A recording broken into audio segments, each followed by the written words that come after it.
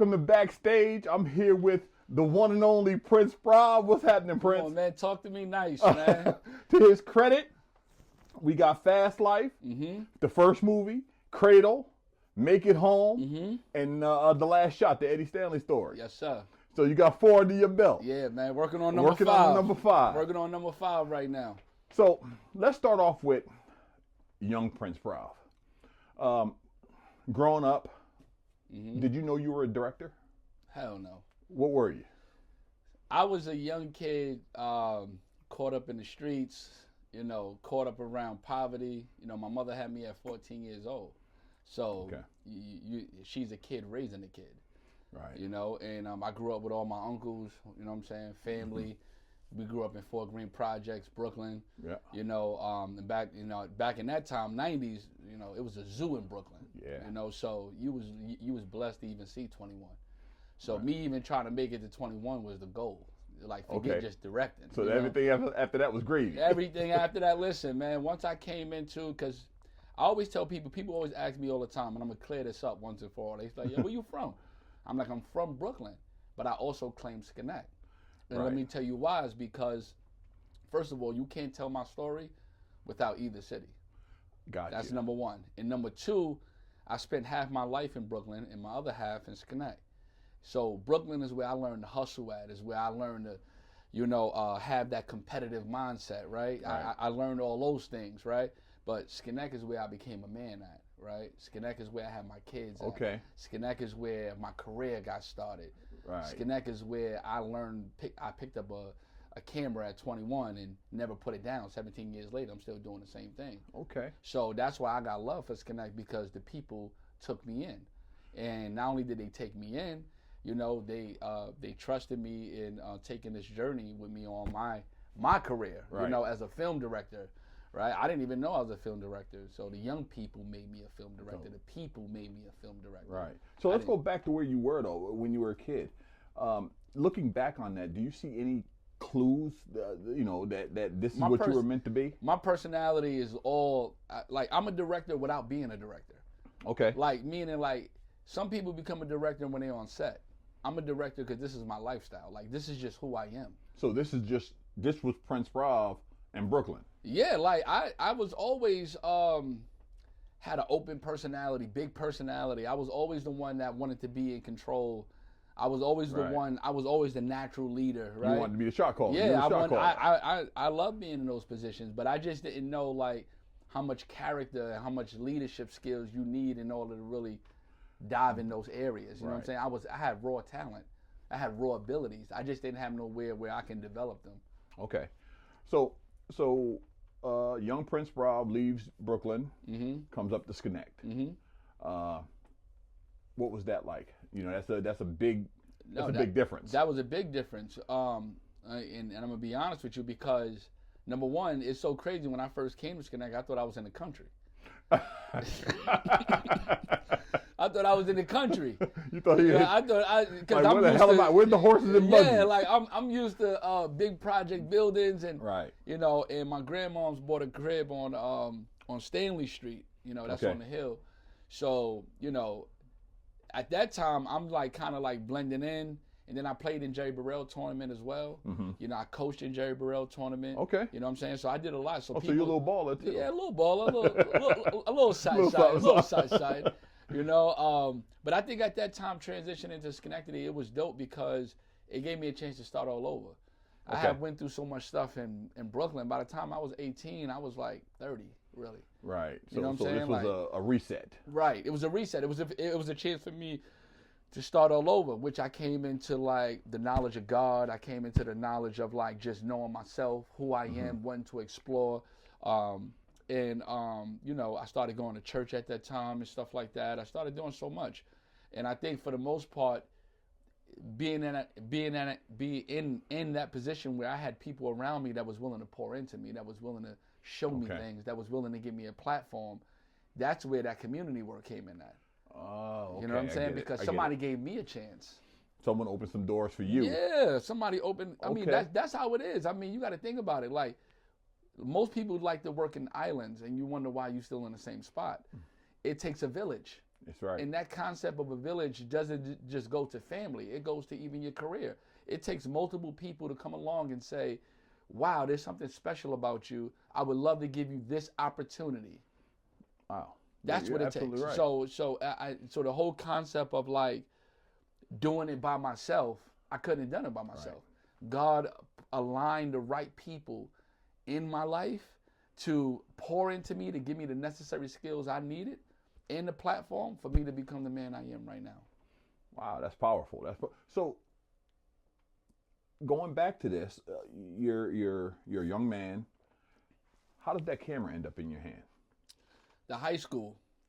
Okay. Schenectady High School. So realistically, I went into the high school to be a teacher. My mother's a teacher. Okay. All right. So she's a special ed teacher. So I said, you know what? It would be dope to pour into other young people who have come from the same place like me, right? Who experience the same things as me, and how to teach them how to get around. Because I felt like at that age of 21, I was able to break the mindset of like being in the hood, wanting to be on the block all day long, wanting to be. So Brooklyn was in the past. Yeah, Brooklyn that whole mindset was gone. But Brooklyn was in the past, but it was still present, all at the same time. It was behind me, but there was characteristics that I took from it that I said that I can use this. Okay. In life, I'm a natural hustler. Right. Right. So you don't got to sell drugs to be a hustler. No, not at all. Right. So, and I think going to the high school, I started an after school program, and I remember it's so crazy because at the interview I wasn't gonna take the job. And I'm gonna tell you why I wasn't gonna take the job. Now I was selling cars at the time. Okay. Now I was a good car salesman. You know so you're making money. I mean, you talking about selling 23, 24 cars a month. You're making money. All right, at 20. Right. So at that time, that's a lot of bread for me. Right. You know, you pulling in $8,000 a month at that time. That's great money back then. Damn right. So I took the interview, and I asked him, so what does the position start with? $9.55 is what it started with. Oh, shit. $9.50. I was going to leave a $70,000, $80,000 job to go make $9.55. And I said, I don't know if I can do this. So when I left, I never forget this. I felt like God pressed on my heart and said, take the job. I'm going to give you favor in this school. That's what I felt in my heart. I don't know what it was. I don't know. I couldn't identify exactly what the purpose was at that time. But for whatever reason, I was pressed and I did it. So everything telling you not to, right? But the voice telling you to. Yes. It's something on the inside that's saying, do it. Do it. Take the leap of faith. Take the leap of faith. Do it. And I took that leap of faith. Still didn't know why. I'm there. Lifestyle changes. You making $9 an hour. What, $9? I'm looking at that check like, oh damn, this ain't it. You know what I'm saying? Like, this is not it. So I end up starting an after school program about 2 to 3 months of me in the school district. Mm-hmm. And at that time, you know, some of the teachers saw what I was doing. I knew some of the kids already from Jay Burrell, playing ball, doing all types of stuff. And one of the teachers said, "Yeah, you know they got a television studio on the other side of the building." I said, "Okay, what does that mean? Like, basically, you should go check it out. You in the classroom, taking up space, you're doing all the There's a television studio on the other side of the building." So I went down there and it was Mad Max and stuff. It was crazy. They just had built the wing. It was like this. Put it this way. I'm from Brooklyn, so I went to 3 different high schools in Brooklyn, okay? Right.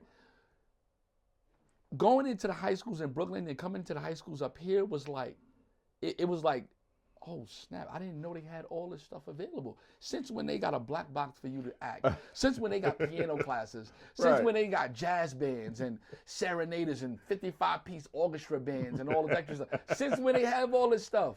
Like mind blown. What, y'all got Max? Y'all got all this stuff? I went in there, I said, yo, listen, I talked to the person in charge. I was like, I would like to bring my young people here to work on GarageBand. Okay. So he seen that, he loved it, and he started giving us access to the room after school. And after a while, he approached me. He said, yo, listen, I would love to hire you as the assistant station manager for, Schenectady. I was like, well, I don't know nothing about video. He said, I'll teach you. I said, but deep down inside, I didn't really want to do it. I wanted to do music. I was an artist first. Okay. Before I was a film director. I've been rapping since I was 10 years old. Okay. So when people see me come out with these little freestyles, I've been doing this a long time. I got 3 EPs sitting on a computer right now, right, that I can release right now. But I make them for the movies. Right. So I wanted to do the music. Long story short, he said, listen, I'll make music a part of your job. How about that? 25% will go to music. The other 75% will be dedicated to video. I said, deal. We'll do it. They hired me that summer. I started. The first 3 months, I struggled because I didn't really understand the software. I was on Final Cut Pro 5. Okay? Ooh, this is how far back. Yeah. This is 07, 08. Okay? And one day, he tried to make me feel like I was kind of like a little illiterate. You know how somebody talk to you in a condescending way? Right. And he's basically telling me like, why, like I didn't taught you, I've given you the same thing over and over what to do and you still don't know how to do it. The real reason was my heart wasn't in it. Okay. So in the midst of trying to prove a point, I said to myself, you know what, I'm just gonna learn the software just to shut him up. Because just let him know that my brain I can do works. it. Like it's not a matter of whether or not I can do it, it's a matter of me wanting to do it. And I learned the program. In the midst of learning the program, I fell in love with it. Wow. I was like, oh, you can do this? Oh, you can edit like, oh, wow, I didn't know you can do this. Then my mind, and I have the type of mind, Mark, that when my mind gets locked in on something, I can't turn it off. Okay. Like that's that creative shit. I can't turn it off. That's that means, that's that creative gene. Yes. Because once you're locked in on something, you're just locked. That's it. I don't want to. I don't know nothing. I don't hear nothing. I don't see nothing. You know. And I got so locked in on editing, I started coming to the school at 5 a.m. I was there when the janitors was opening up. Wow. The school. And I would be there, and then I would stay to 12 o'clock at night. They used to email the principal to complain about me that I was in the school past the time that I was supposed to be. So this is how I had to do it. So you're learning Final Cut Pro inside and out. Inside and out. Inside and out. I went from Final Cut Pro 5, 6, 7. I switched to Adobe Premiere when they went to 10. Wow. So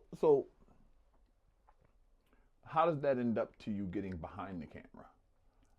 Well, in the midst of like a lot of people don't understand, my first 4 years of doing video, I was doing television production. I wasn't doing film. Okay. I didn't even know film was a possibility. So you learned the camera through news, like news production. Yes, like Mark, I know how to do a little bit of everything. I know how to do weddings. I know how to do commercials. I know how to do documentaries. I know how to do green screen work. I know how to do live 3-camera shoots. Right. You know what I'm saying? Like, and the reason why I'm able to do all those things is because my first 4 years was dedicated to television production. It wasn't until one day I produced this beat. I gave it to one of my students. He was struggling to not sell drugs or whether or not to come to school, and he made a song called Fast Life. And when he made the song Fast Life, he spit it for me. I said, yo, this is fire. We're going to record it. We recorded the song. I said, let's shoot a music video for it. So we wanted to do like a cinematic music video, like kind of like Thriller. Mm-hmm. Like we wanted to make like a little short film with it. And I had all these students adding scenes. And I was like, you know what? If we keep adding scenes, it's not going to be like a cinematic music video. And I had 80 young people screaming at me. I'll never forget this. Sprauve, forget the music video. Let's make a movie. Wow. That's how it got started. And that's how Fast Life came about. And I was like, yo, I can't make no movie. I was like, yo, Sprauve, if anybody can figure it out, you can figure it out. Let's make a movie. So you basically made a movie on the fly. Yeah. Like, I didn't know what I was doing. Like, listen, I could sit up here and fake the funk and act like I knew what I was doing from day. I didn't have a clue. Listen. Now see, as long as I've known you, as much as I've talked to you, I never knew that you made Fast Life on the fly. We didn't even have a script. We didn't have a script. We showed up on every scene. Every scene was improv. Improv. I didn't even know how to build a script. I knew what I wanted to hear. I would get there with them and I would say, okay, this is what the scene is about. Mm-hmm. Here's what the scene is about. How would we say that in the real world? And they would freestyle lines, lines, and I'll be like, and then when I hear a line, I'll be like, that's it right there. I like that line. That's it. Let's start from there. Let's build from there, and we would build it literally right there. So now, okay, now I gotta skip ahead now because now I'm a little bit messed up. So you go from an improv movie, basically, on the fly, made up as you go along, to Cradle. Yes. How the hell did you get to that? That's a great question. So when I did, it took me 3 years to do Fast Life. Okay. It took me 3 years. When I released the movie, we had over 2,000 people. The response from the community was crazy. Like, I didn't even know, honestly, I had no clue that movie was going to do what it did. Okay. I wasn't expecting none of that. So if anybody would tell you like, oh, I didn't know. When I got to Cradle, I realized that I had some restrictions with the school district. Okay. So I was working for the school district at the time. Okay. So all that money that came in for Fast Life, that went back to the school district. Okay. Right? And it was really not a lot of, it wasn't a lot of room for me to do anything else with that money besides like just buy equipment for the television. And I was like, you know what? That's not going to benefit the next movie. So I started a nonprofit, TBU. And now this is the era of Told by Us. So Told by Us is a nonprofit that I started, allow kids to do film and music all day long, right? So I used the movie Cradle as a vehicle to fund Told by Us. Gotcha. All right. So Ellis Hospital just had released some research that said the top 5 reasons why people in Schenectady are unhealthy. One of those reasons was teenage pregnancy. That gave me the momentum in the research I needed to build the case, right? Gotcha. And so I started Told by Us. I go to Cradle. When I went to Cradle, I realized that there was some things missing that I didn't do in Fast Life that I needed to do in Cradle. And one of those things was write a script. Gotcha. Right. I didn't have no script. And I never forget this because one of my students came up to me in Fast Life. This was a learning lesson as a director. He came up to me and I was scared to have cursing in the movie because it was attached to a school district. I got you. And I didn't. It was just seemed like it was a conflict, even though I knew what we was going through. Right. Fast Life didn't have no cursing really. I mean, the most was in there was damn. Okay. And one of the students came up to me and said, "Sprauve, you did something that we didn't even know that you can do, and we appreciate it and we love you for that. But I got one issue with the movie." I said, "What's that?" He said, "We don't talk like that." Whoa. And in that moment, I had to make a decision on who do I make movies for? Do I make movies for the people, or do I make movies for these institutions? Right. So from that day forward, I vowed that if I am gonna do this, I'm gonna be true to what the story is. I'm committed to the story. Right. Well, that's important, man. That's I'm important. committed to the story. You can say what you want. You can look at me how you want. I'm committed to the story. Yeah. Because you know how kids are. Yeah. Kids going to tell it like it is. They ain't going to sugarcoat it. If he saw something wrong with you telling our story without the way we talk, it's not authentic. No, it's not authentic at all. So I think Cradle, I got with a dope script writer, Francesca, and he really came to the table and really helped me format the script. You know what I'm saying? Like I knew the story, I did the research, but he had the format. And so me and him collaborated and really put this thing together and really put this whole script together. And he spent nights with me, you know, looking at documentaries, looking at interviews, looking at the data. Right. And what does it look like to frame a movie around Schenectady, the capital region? What does that look like? And we did it. It took me 6 years because that's the movie I learned how to talk to investors. That's the movie I learned how to deal with ADs. That's the movie I learned how to deal with a crew. Or, you know, there was a lot of components. That was my film school. That was film school. That was film school. Because the first movie, Fast Life, was just me proving that I could do a movie. Right. Cradle was like, okay, now you need to develop, right? And it took me 6 years. 6 years. 6 years. I came in on the tail end of it. When you were planning on the release of it and yes. stuff. I came in and yes. I got a chance to screen it, which I'm like, holy shit. Yes. All I'm saying to myself is wow, and it was amazing to me how, knowing you now, right, and knowing you, we were really getting to know you. We clicked right away, right, and getting to know you, knowing what you were going through when trying to bring Cradle to the screen, right. That was amazing. I mean, to be able to pull that off was nothing short of amazing. Nah, it was definitely something that there was many nights I thought I wasn't gonna finish. Yeah. You know what I'm saying? I went through a lot of that. I went through a lot of like self-doubt, of experiencing like extreme low self-esteem, as much as confidence people seen. That's why it's so crazy, because people really don't understand how much I struggled as a director. Right. In order to be who I am right now. I picked up a camera in 2007. I didn't accept me being a director until 2019. Wow.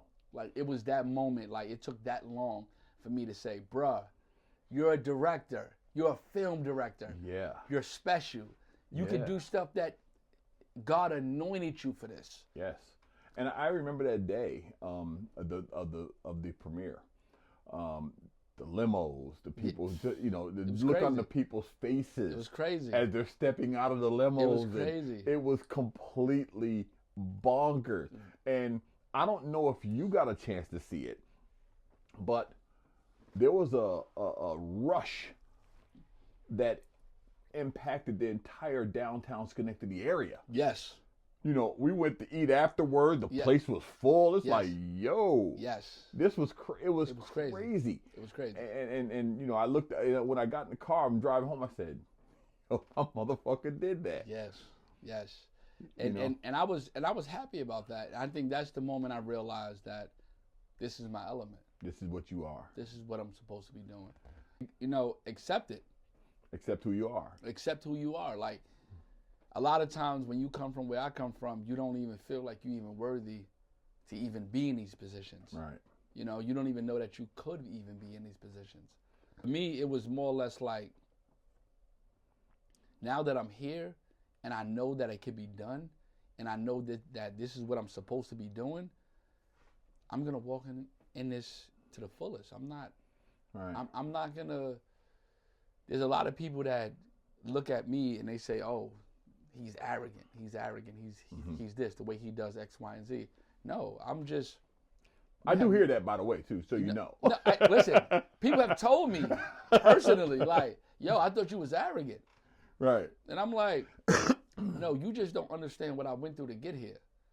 Right. You just don't have no idea that the amount of pain and the amount of self-doubt that I've experienced, my confidence level is mistaken for me being arrogant. What? Because arrogance, I feel, is really tied to how I treat people, my behavior, my attitude. That's an attitude. Right. That's not really my position. You know what I'm saying? Well, my argument to people when I hear that, because I'm always one to push back, is arrogance is not something that's embedded into a student. Right. Okay. Prince Sprauve is still a student. Right. Of the game. Prince Sprauve is a student. That's a fact. He's going to learn from anybody he can learn from. Listen. And I'm so glad you said that's a great point, because the truth is like, that's how I work on set. Yeah. Like, exactly. Yes, I know how this should look. I know how it should feel. I have the vision, but I listen to my people.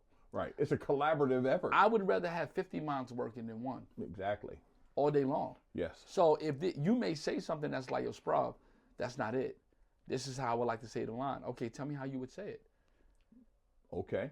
Because this is a collaborative process. Exactly. You're an artist, I'm an artist. And we are doing this together. We're not doing this is not just the Prince Sprauve show. This is me saying, I would like to collaborate with all of these different artists to bring this vision to pass. And you know, when I say that to people, when I say no, he's a student, and I know he's a student because Yes. I know what he's doing. Yes. So that immediately backs people like, yeah, arrogance doesn't beget a student. No, you know? because the thing is this: my work is tied up into the people. Yes. Right. So Yes. all of them, everybody that I've worked with are all first-time actors. Right. They've never been in front of a screen before. They've never seen a set before. They've never seen a script before. And some of them were theater students, so they've seen some type of scripts. But doing film and doing theater is still two different things. Right. Right. So I've built literally all 4 movies with people that have never touched the industry. Wow. And that brings me to Make It Home. Right. Which to me, in my opinion, that was the one I enjoyed the most. And let me tell you why I enjoyed it the most. I enjoyed it the most because it was a story, a real story. Yes. A real story that I could identify with. Yes. Okay? Yes. And there was the scene that was the most powerful scene was when the young boy got shot. Mm-hmm. And the look on everybody's face, man, that was killer. And you drove it home with that. Mm-hmm. What was your motivation behind that, though? What brought? That was a collaborative project between me and my cousin, JOS, mm-hmm. And I always say he's like one of the most talented people. Like like this thing running my blood, like for real, for real. Like my cousin is like genius level in my eyes. Like he's like genius level. Like literally, it's not too many people I say that about. Right. But JOS, he did the song. He brought it to me. He was like, "Yo, I want to shoot something for this," and we collaborated. We went back and forth on the storyline, and we built it together. If you look in the credits, that was co-directed between me and my cousin. Okay. So I had a vision, but he knew also what he wanted to see, and what I could bring to that to make that one vision. And he's like when I tell you, when we came up with this story, it was like, listen, this is going to be a short film, 14, 15 minutes. I said, it's going to be a music video with a short film combined. Yeah, that was different. It was different. And it hit different, too. It did. It did hit different because I think we didn't hold back on either side.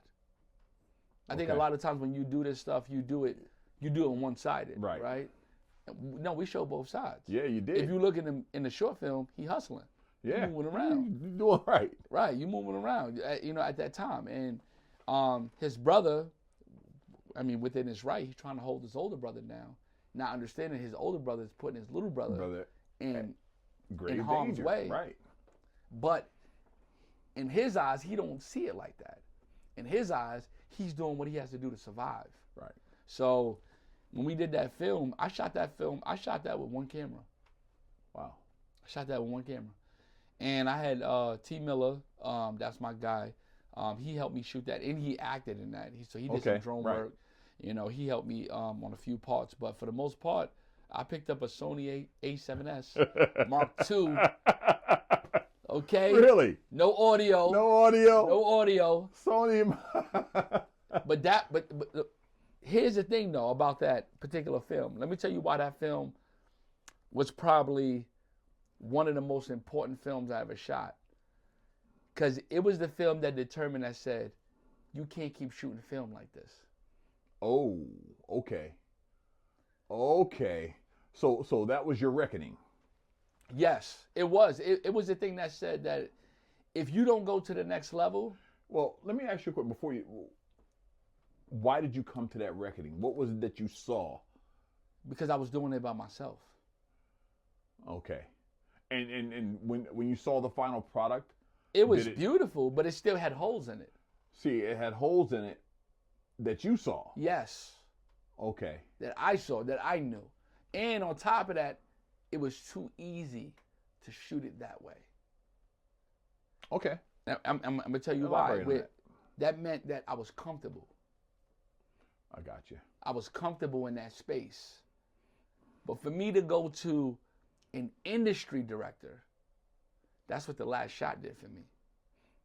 Okay. That was the birth of my industry, like me going into like as a film director in the industry, now, not just as a film director as shooting. Right. Now I was doing The Last Shot. That had to be a scary undertaking because you're actually telling a story that everybody knows. Yeah. I mean, that had to. I mean, you got to be authentic because you're telling a story that. I'm gonna be honest, and I'll say this with no arrogance. It had scary moments, but it was never scary. Why is that? I was having too much fun. I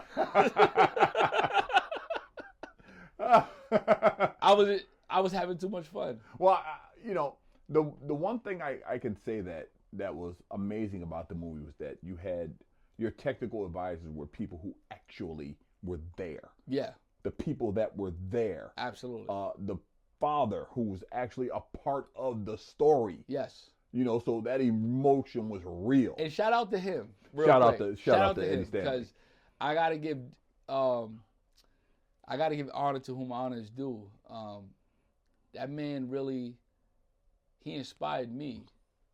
And I'm gonna tell you this quick story. A lot of people don't know this. This is how because I was on the fence about taking the story. I'm even with. Okay. Because it was a lot. I mean, I knew what it was gonna come with. I know people. I've been in this community a long time. Right. I knew Eddie for real. Okay. Like outside of the movie. Yeah, I knew Eddie. I knew Eddie. Right. I recorded his games. I spoke to him. He was supposed to come to the studio. I knew he was into battle rap. I knew he played with my cousin. Okay. The one that did Make It Home. Because my cousin, JOS, was a ball player. He played on Schenectady High School team. He played with Eddie. Okay. So I knew Eddie for real. And I think the biggest thing for me was just really understanding that Eddie wasn't just anybody. And I knew I wanted to tell a story, but Big Eddie really did a good job at listening to me. Yes. You know what I'm saying? Like, he did a good job at listening to me, at really paying attention to the details, taking his personal feelings out of it. Yep. You know what I'm saying? Because I told him, I said, yo, this is a story that came back. Do you approve of this? So you know he read the script before? I didn't move without him. Wow. Eddie, Big Eddie, owns the movie The Last Shot with me. Wow. We co-owned the movie together.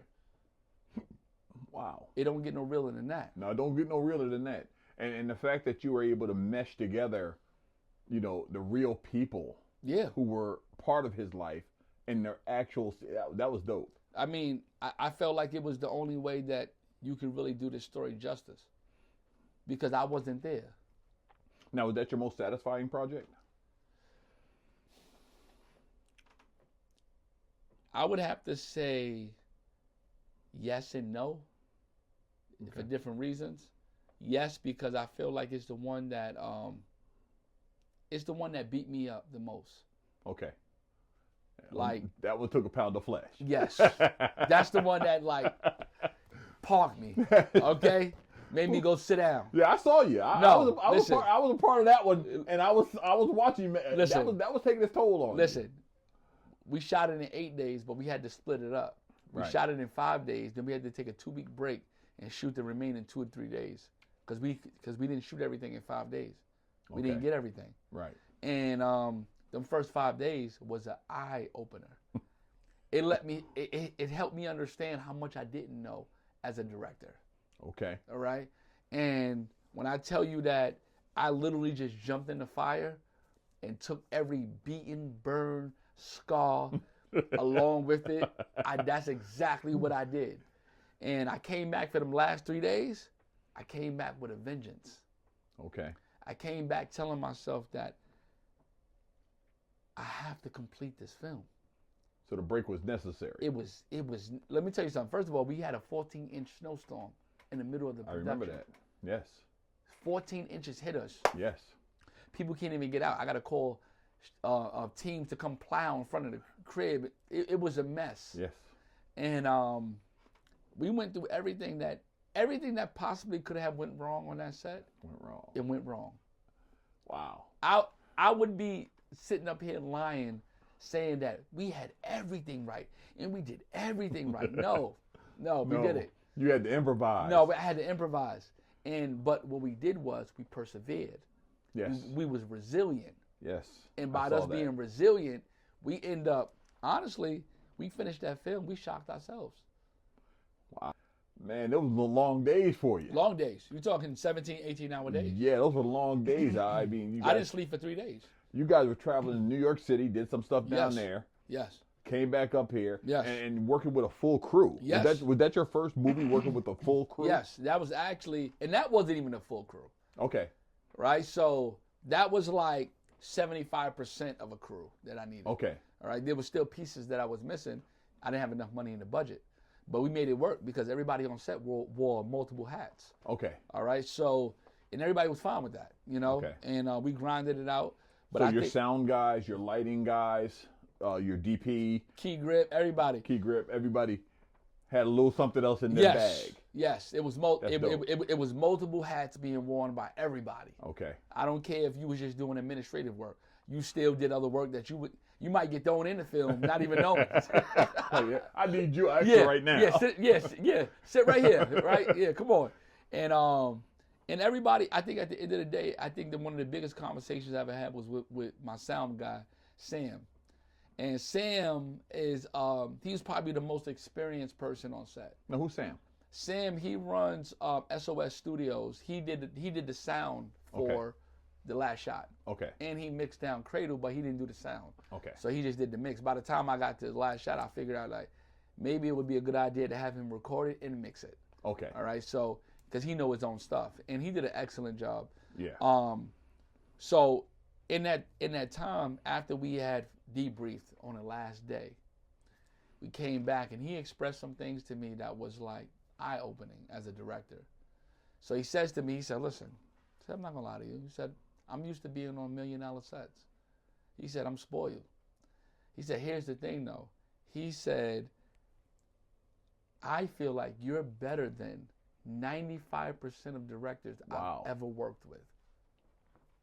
Wow. He said, "All you need is the crew." All you need is a crew. He said, "All you need is a crew." Wow.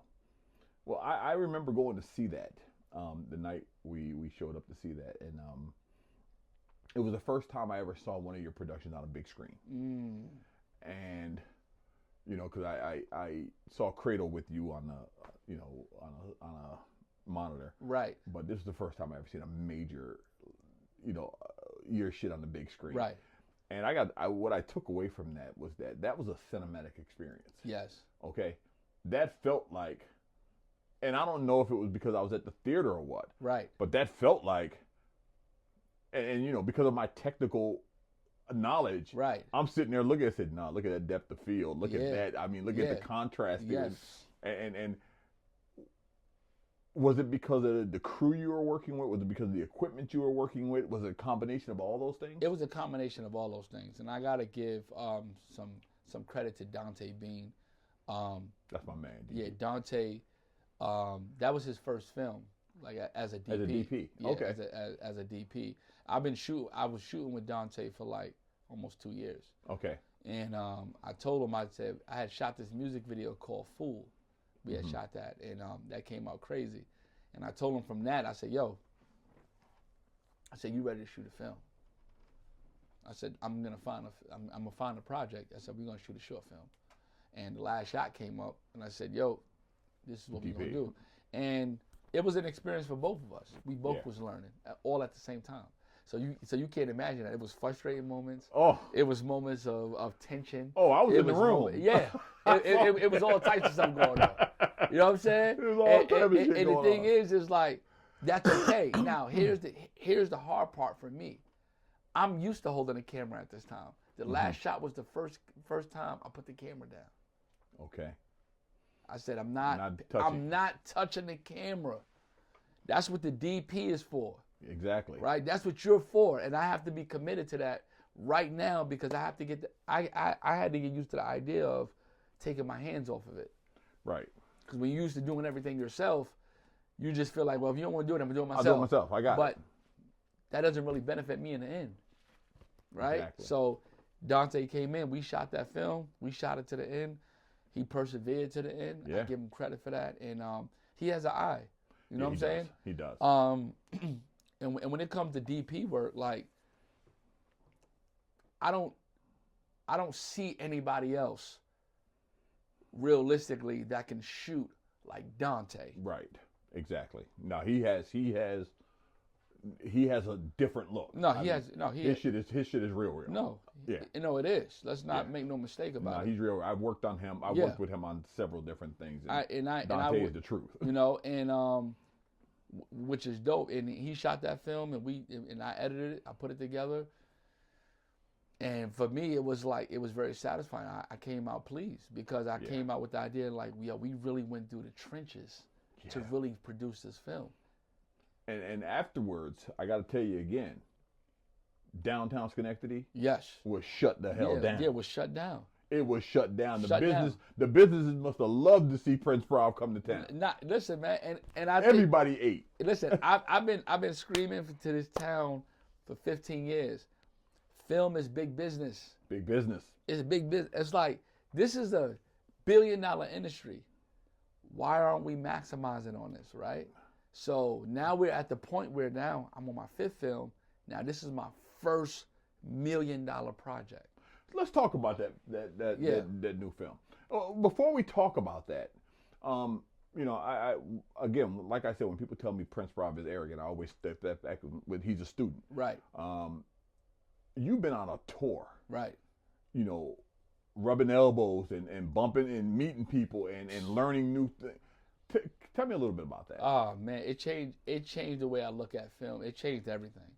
I think you've been to the Cannes. You've been to the. I've been to the Cannes Film Festival, Tribeca. I've been to South by Southwest. I've been to the Black Renaissance. Shout out to Kevin Johnson that did that in the Palace Theater. I was rubbing elbows with Jamal Hill.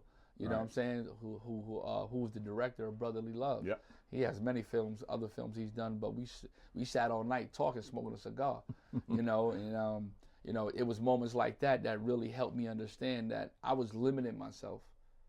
Okay. With the experience that I had, which was no fault of mine, because that's what I knew. Right. But I think going to the film festivals opened my world up, and I got to give a shout out to the good brother Ramphis, Murthu, and Jermaine Wells. Mm-hmm. So Jermaine Wells did this film festival. I don't want to get it wrong, but it's a film festival that he collaborated with the Hamilton Hill Art Center. It's the Kumba Black Film Festival. And forgive me if I pronounce it wrong. But he invited Ramphis as the main speaker. Okay. So Ramphis is a Hollywood producer. He's done tons of productions. He's well connected in the industry. Like, he's literally, like, everybody knows this man. Right. You walk through the film festival, everybody knows this man. Knows this man. Everybody knows he is. And he knows what he's doing. And we met at the film festival. Jermaine Wells brought him in. We ended up meeting then. Everybody kept telling him about me. Everybody kept telling me about him. Like, yo, y'all need to meet, whatever the case may be. We ended up meeting. So we went out to Shaker and Vine after the film festival. We ended up talking, telling him my story. And out of nowhere, he says to me, he says, what are you doing this Thursday? I said, you tell me. Right. He said, I mean, you tell me what I'm doing. I mean, you telling me, like, my schedule packed, but he said, can you make it to D.C.? I said, what's in D.C.? He said, we're going to be showing the movie Creed 3 before it hits the theaters. Right. So this was a private screening. Okay. I was like, hell yeah. I'll make it. What? Whatever I had going on, it's over. It's canceled. Okay? All right? Exactly. I'm flying out there. We went out there. Everything was beautiful. I met a lot of people. It was a packed theater. And I think from there, he told me, he says, well, can you come to France? Damn. I said, France? I said, what's in France? He said, Cannes. I said, what's Cannes? Now, I'm being introduced to this for the first time. Here it is. I'm a film director, and I don't even know what Cannes is.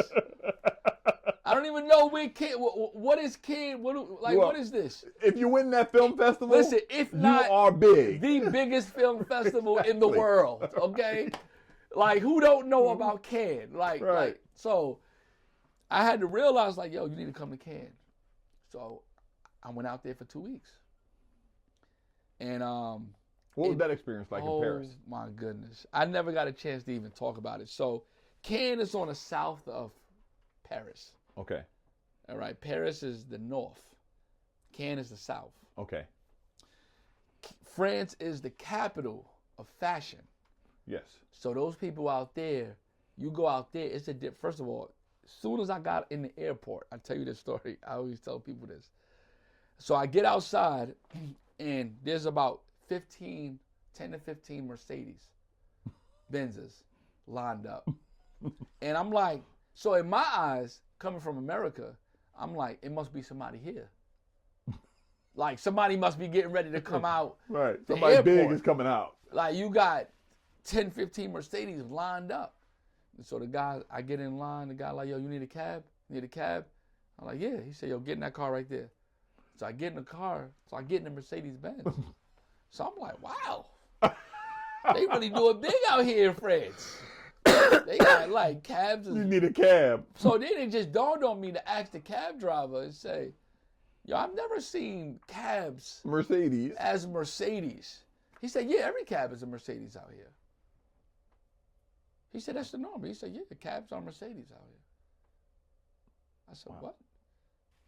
I said, Mercedes. I said, back when I'm from, Mercedes are luxury cars. Are like you done made it. Yeah, you made it. Like you made it, right? So, he was like, no.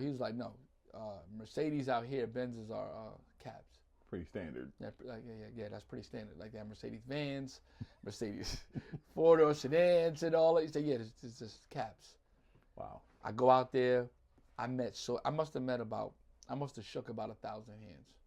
Literally, of people explaining to people what I do, what is it I do. I made so many different connections. I started to understand distribution.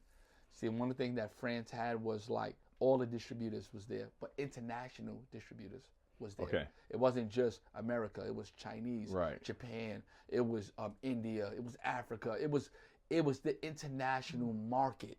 It wasn't just like Hollywood, Sundance, or wow. It was the international. That's how an actor can actually be huge somewhere. Yes. And not hitting here. The international market is way bigger than the domestic market, which is a lot of people, we don't know that because all we see is Hollywood. All we see is Atlanta. Right. All we see is New York City. Right. All we see is the local. The international market is crazy. Okay, so when you get them karate flicks from Japan and China and all that go crazy over there, and it hits us over here, we end up liking it. That's just the icing on the cake. Oh. They more than likely they done loved it over there. It's big over there. That's why it's big over here. But sometimes their stuff is big over here and it's not as big in China. Okay. Or because I saw an interview with Michael J. White. Yeah. And he was talking about that most of his money is made internationally. Yeah. Like he's not a big actor here, but internationally he's huge. He's huge. Like, and here's the thing is like, this is what I learned when I got there. I talked to one of the, and she just picked me apart, right? So she said, so tell me about your last film. So I told her about my last film. I did my spiel, talked about the last. She said, okay, so what is your market? Who's your market? I said, what do you mean? She said, who are you going to sell this to? Who's going to watch this? Oh, wow. So I was like, she said, is this an international movie or a domestic movie?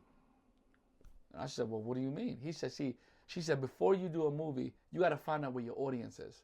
So she said, so if I'm doing a movie about black people, she said, automatically, I need the U.S. and I need Africa. Those are one of my two main places where my movie will be distributed, where my audience is going to come from. Wow. So she said, all right, so you have Eddie Stanley. She said, who knows Eddie Stanley? So that's not an international movie. That's a domestic movie. That's a domestic all right, movie. Off the rip. All right. So she said, now your audience is already limited to this because. So she took you to school. It took me all the way to school. Prince Sprauve. I'm sitting there like. So then she says, tells me, what network plays the type of movies that you make?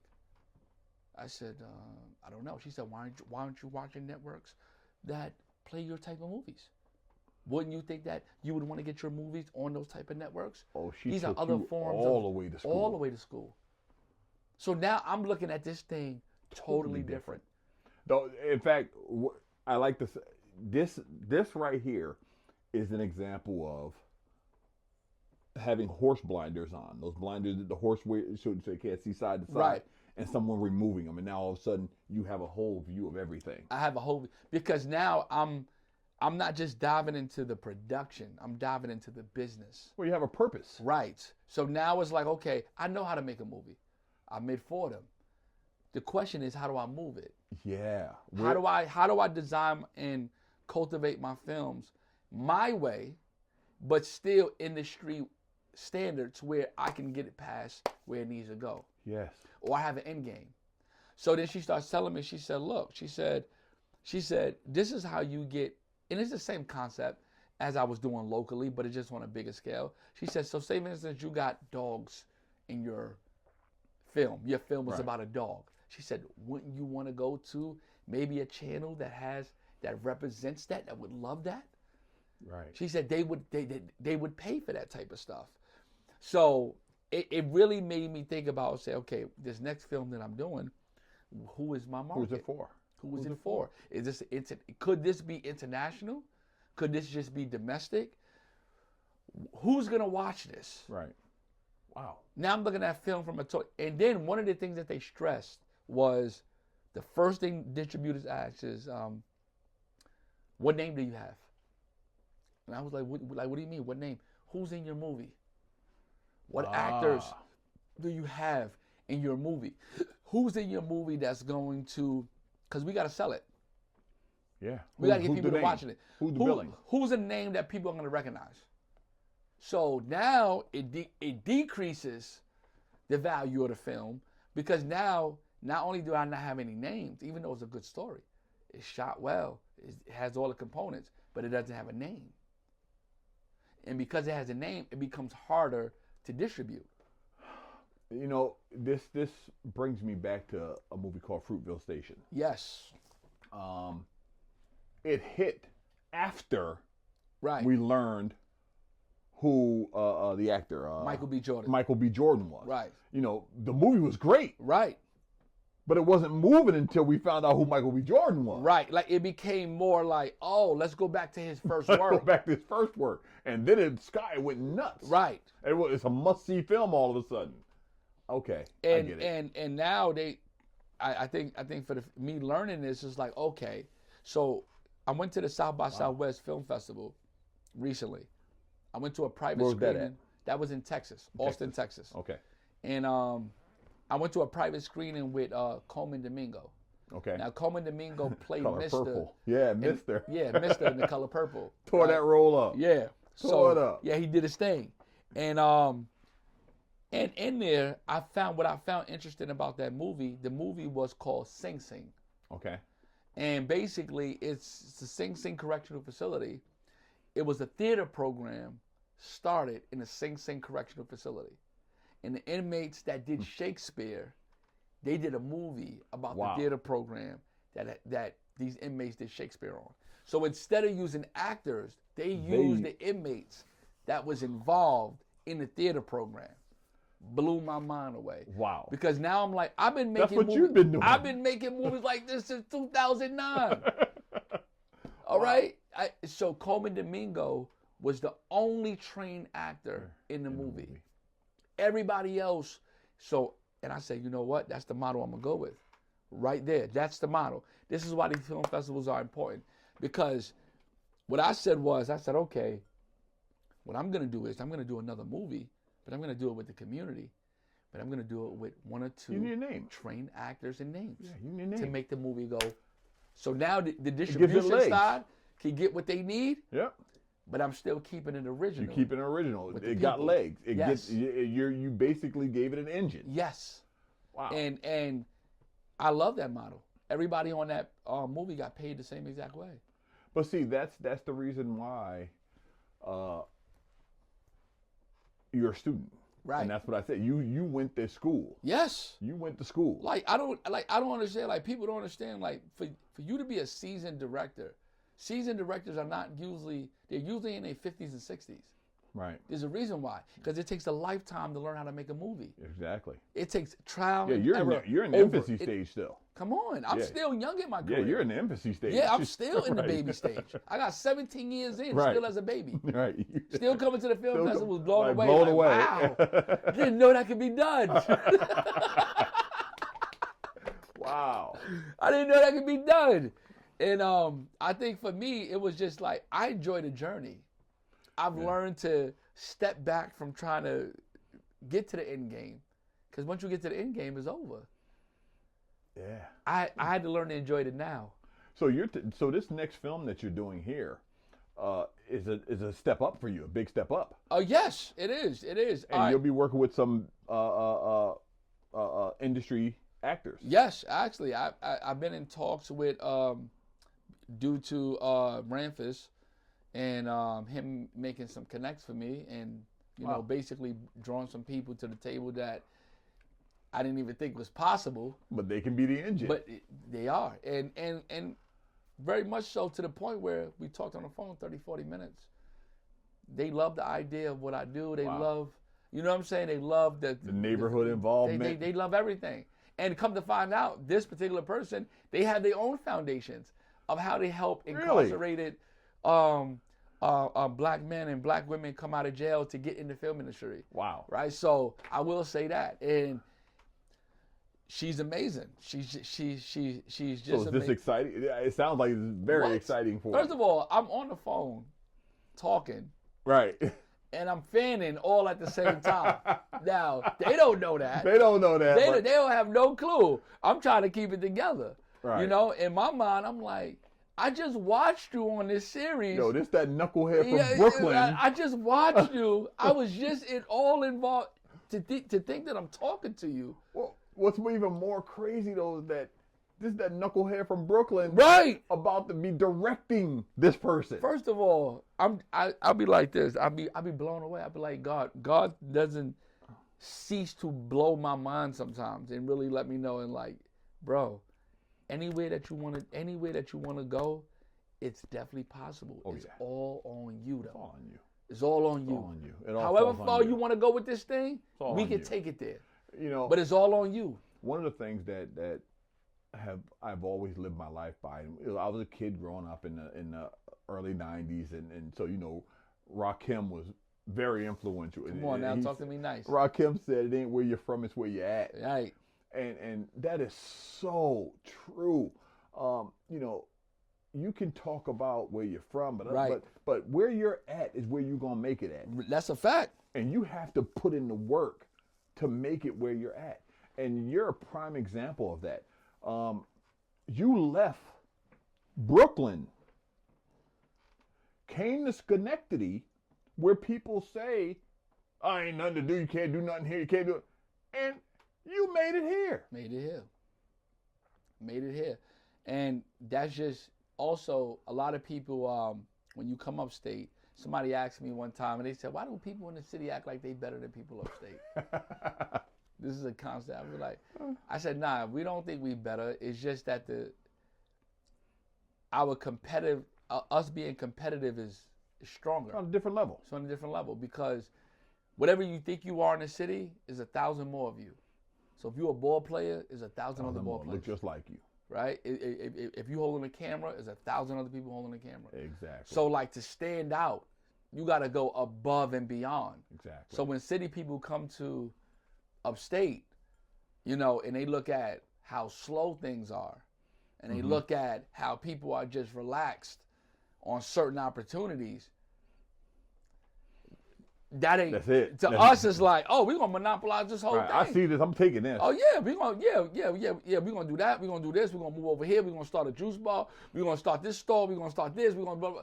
And then before you know it, it's a small town mentality. It's a small town mentality. That's exactly what it is. It's a small town mentality. I mean, even right now, like people would say, like I've told people, like, my next movie. They say, how much is your next movie gonna be? It's anywhere between $1 million and 1.5, or probably more. Right. Now to this region, it's like, what? $1 million and 1.5 to the industry. That's like, oh, that's cute. That's nothing. That's cute. That's cute. That's cute. Oh, that's good. You coming up. You stepping up. You stepping up a little bit. Yeah. You know what I'm saying? You're doing all right. But you know that's crazy because those numbers for this area and something produced in this area. Right. Those are astounding numbers. No, they are. Okay, it's nothing to sneeze at. Because but industry wide, I know what you're saying. Though you're saying that industry wide, it's a ripple. When I tell people, when people ask me and they said how much you made the last shot for, the industry looks at me and say, how? How did you do that? I would like to know, how did you do that? I would like to know, how did you get this product from this? Because the last shot is really like a $750,000 to $1 million project itself. You would have had a name in there. You would have had to pay that person. Yep. All right. If you would have had union actors, if you would have had all that pay for locations, all that off the rip would have drove your production cost up all the way up. And my thing is like we did it with bare bones. You know what I'm saying? And that's why I believe in the 518. I believe there's something special here. Yeah. I believe that something is going to happen that's going to have a ripple effect because there's so many creatives coming out the woodwork now. Like compared to 07, 08, 09, 2010, now. Prince, you and I talk about this, how much talent is here in the 518. It's so much talent. It is just astounding how much talent here. But what I think is that, my own personal opinion is that the talent is pushed down because of that small town mentality. Yes. Everyone's waiting for something to happen rather than going to create it. Right. And I think a lot of times, even when they try to create it, they try to do it by themselves. Yes. Right. Yes. So it's like, I want to be able to say I did this and I didn't get any help from you. Yeah. Boy, Pesci Kruger just talked about that in his interview. Yeah, Pesci's my guy. Yeah, Pesci said that. You said, Mark, I can't do this by myself. Nah. He said, I can't do this by myself. No, because the thing is this, it's like people like Pesci, people like 80, their heart is in the right place. Yes. Absolutely. But after you burn yourself out doing the same thing, you realize, because I went through it, I had to get to the point where I'm like, yo, I need a crew. The crew can't do this. I can't do this. I can't keep shooting like this. This ain't it. And I had to realize, like, for me, like, if you don't step your game up, you're never going to not only make people believe that it can really be done, you're never going to prove it to yourself that it can be done. You know what I'm saying? So that's why this next film, we talking about, we know. But you're still wearing more hats. I mean, you're director, producer. I mean, all day long. You're still running like crazy. You know why? Because it's my set. Okay. And ain't nobody going to treat ain't my nobody set treat like my you. set. Okay. You know what I'm saying? That's why I want to say it's quiet on set. It's really quiet. Quiet on set. You know what I'm saying? It's quiet on set. So for me, I like the idea of directing my own sets. You know, I'm learning to participate in other projects. Okay. Like, so I'm a producer on a project with NYU. I recently spoke at NYU. And going there, one of their students is doing a short film called Prison Escape. Okay. And he's collaborating with my film program here at Schenectady. Okay. And so my students will have the opportunity to be on the NYU film set. And I convinced them to actually come up here and shoot. So they'll be shooting a scene or two up here in Schenectady. Wow. So I'm a producer on that. So that's my first time being a producer on another project. On another project that you're not involved with. That I'm not like the director. I'm not the main okay. person involved. You know what I'm saying? But like I'm one of the key players. Okay. And it's a pleasure because you learn a totally different side of yourself. You learn a totally different side of production. And for me, it's fabulous because my students are going to have the opportunity. Because this film program, Mark, is going to be huge. It's going to be huge. This film program is going to be huge that's launching, you know. I'm doing, I co-wrote a grant and I partnered with the Seat Center. And we basically got a grant from New York State to do a film and music program where students will 18 to 24 will have the opportunity to be a PA, a production assistant. Okay. They'll learn how to be a boom operator. They could be an audio engineer. They could be a scout location. Wow. They can be a camera op. They can be a freelance videographer. They can, start their own company if they wanted to and start freelancing. However they want. But basically to bring the industry to them and unlock the mystery of how a movie set works. How it really works. Because my biggest problem with this area, Mark, is that a lot of videographers don't understand the machine. No, they don't. What they understand is how to pick up a DSLR, and they understand how to shoot, right? But they don't understand production. Right. They don't understand budgets. Right. They don't understand how the machine works. And when you don't understand how the machine works, all you're doing is really limiting yourself on what you can produce and create, because you don't know what you really need in order to like go to the next level, or what do you need in place for you to go to the next level, or take this production to the next level. One thing, on your last set, I was amazed that is, I have always worked with DSLRs. I'm a photographer by nature. So, when I do video work, it's usually with a DSLR. Mm-hmm. But you have reds on set. Mm-hmm. And I got a chance to look at a red and how it looks through that. My God. Man, that's a totally different animal. Yeah. The dynamic range, the it's just a totally different animal. Yeah, I mean, the shot that you can't get with the DSLR is simple work for that red. Listen, I recently even shot with an Ari. Ooh, okay. You know I'm saying that's the same camera they shot Transformers with. Right. Okay, so like, I was at Highland Correctional Facility. Mm-hmm. Was the juvenile facility. I went in there and shot 6 music videos. Right. Shout out to my boy Evan Miller. I met him in France. Mm-hmm. He's my DP. He's another DP I work with besides Dante. And Evan came in, brought the Ari, brought the whole setup. Woo! Crazy. Music video shot on the Ari. Crazy.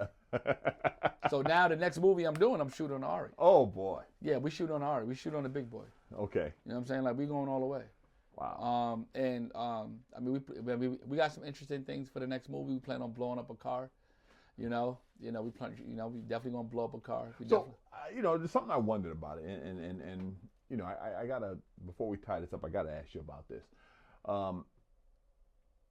How's it feel going into the room, talking with these people, talking with these movers and shakers? These are the people with the money. These are the people with the budget. These are the people you're asking for money for. How are you able to do that, number one? But how are you able to make that transition? I think years of going through self-doubt and learning the game and putting in my time and learning how valuable I was. See, the thing is, before, when I used to go in the rooms early on, I didn't know my value. So I didn't know how to talk or position myself. I was always in a position of like, feeling like I was in a position of need. Yes. Now that I've matured, I come into the room and say, do you want to be a part of history? I know my value. Right. I know what I can do. I know what I can do. And I know that what I can do, you can't do. But I know I have something that's valuable to you. And I also understand that you have something that's valuable to me as well. So this is an exchange of values. Okay. So you're not asking, you don't go into it like you're asking for anything. No. I'm giving you an opportunity. I'm giving you the opportunity. Whoa. I like that. I'm not asking anybody for anything. Right. I'm giving you the opportunity to be a part of something that hasn't been done in this area, in New York, period. To give the people something different. Do you want to do that? And if you want to do that and you're innovative and you're not stuck in a traditional mindset, then here's the opportunity for us to collaborate and partner. I don't work for you. Here's the opportunity for us to partner. Wow. That's amazing. Well, again, it's been my pleasure. Yes. To have you in. Thanks for stopping in, yes, but I knew you was going to come any damn way. You my boy. This is Mark Davis out. Yeah. Prince, thanks for coming in, man. I appreciate you, everything. Man. You already know the vibes.